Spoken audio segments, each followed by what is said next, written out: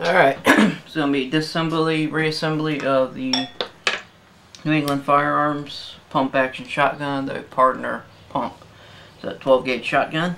First, again, make sure the gun is empty.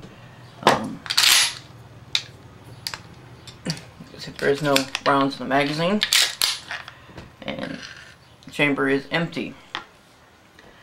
First step is right down here. You have the magazine end cap. You just unscrew that. Okay, set that up to the side. Now, you don't have to remove the magazine spring if you don't want to for general cleaning, but if you want to, you just kind of push it down with your finger and give it a couple of twists. Be careful, because it will, when it comes out, it is under spring pressure. So you can remove the spring guide or spring cap. Move your spring, and then your follower should just slide right on out. You gotta give it a little push, and then give it a couple of twists inside of there. Just stick your finger in there and give it a little pressure on the side to keep it. And there's little nubs inside there, and when you're feeling in there, you'll feel them. And you just kind of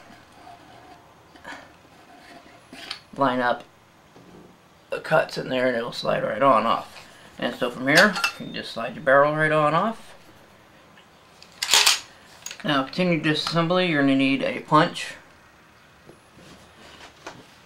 You have these two pins right here. I've seen people use bench blocks and all sorts of stuff. I just stick it like this and just push the pins right on out.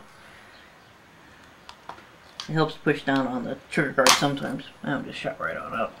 So you remove your pins, and you can move your trigger group right on out. Now this action bar here will just generally will fall on out. If not, just reach in and pull it out. Now from there you can pull your forend off. Brings your bolt and your bolt block. There you go. There's your major disassembly for cleaning. Reassembly, there is a little bit of a trick, which I'll show you. There's an action bar right here. I don't know if you can see that. So when you reassemble, you're going to have to reach up there and push that over. Now, your bolt block. The cut end goes towards the rear, and it'll just sit right up there. It will move, and you'll notice that the bolt, not really sure what that is. Probably just a bolt carrier to bolt. Will move. Okay? You'll also notice there's cuts on your action bar, and that corresponds with your bolt block. So you just line those right on up, and you slide it right on in. Now you'll notice it'll stop right there. It's going to be difficult to do this upside down and hold on to everything, so just leave it just as it is. Put your finger, reach up there, and it's on the ejection port side, and you just kind of push in on that. And it'll slide right back out. Okay? Now you bring it a little forward, flip it over, reinstall the shell carrier. There is a hole where your pin goes through, so you line up the front pinhole with that, and it kind of just will fall in there sometimes,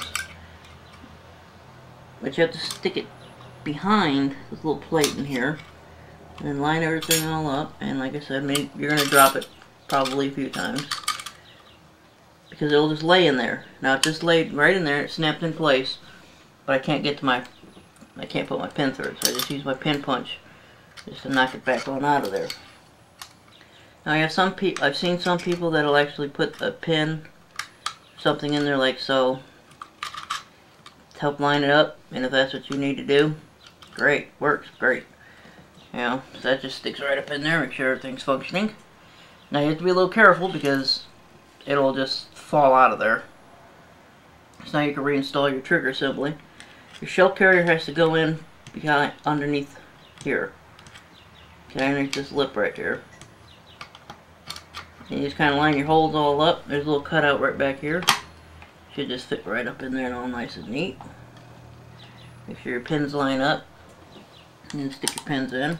Doesn't really matter which ones you stick in first. Stick whichever one will fit in there first and make sure it's lined up.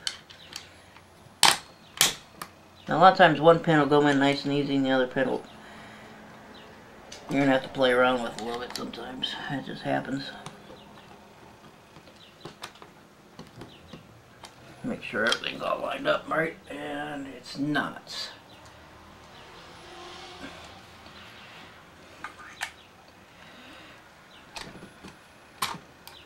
There we go. Sometimes you have to maneuver things. Now once you got that back in, pull the action all the way down. Reinstall your magazine plug. Your magazine plug goes flat side facing. And again, you just kind of maneuver it around. Put your spring back in, which is a lot easier when it's not flopping around.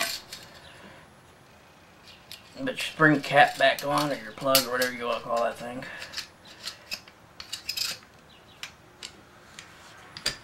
Reinstall your barrel. Now your barrel is a little bit, another one of those things where you kind of got to play with, because you have to set it into the receiver and line the hole up at the same time. So the best thing to do is line it up like so. Just kind of lay it in there. Sometimes have the forend out a little bit. And you just kind of finagle it.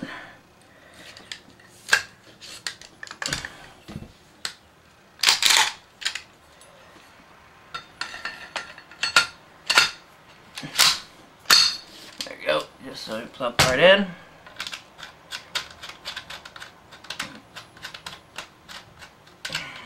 Put your magazine cap back on.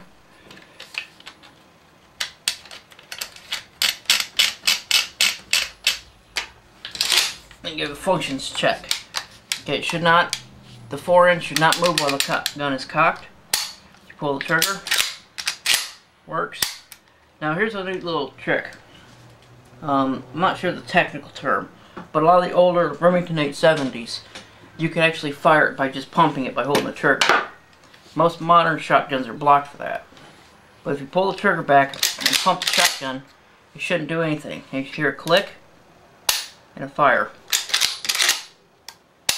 Okay? Check your safety. Now, there's a lever action. There's a little button right here. The action is locked. You can push that to unlock the action. Okay? So there you go. The disassembly, reassembly of the Mossberg, New England Firearms Pardner Pump.